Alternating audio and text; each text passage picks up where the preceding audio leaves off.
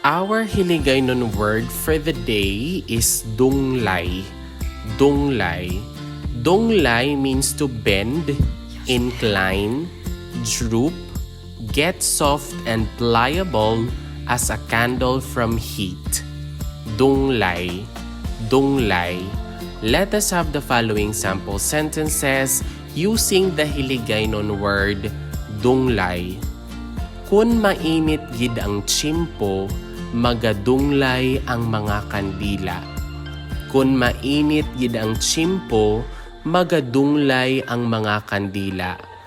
If it is very hot, the candles bend.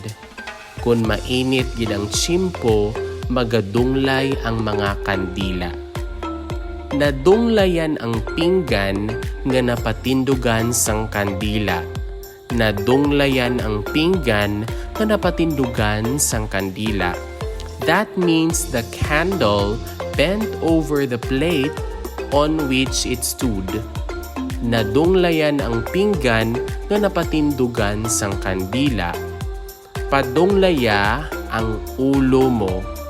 Padunglaya ang ulo mo. That means to incline, bow, or bend your head. Padunglaya ang ulo mo. And that is all about our Hiligaynon word for the day, nglay. Nglay. If you learned something new from this video, please don't forget to click like, leave a comment, and subscribe. Moreover, you might also want to watch the next video on the screen. Maraming salamat, thank you for watching, and see you in the next video.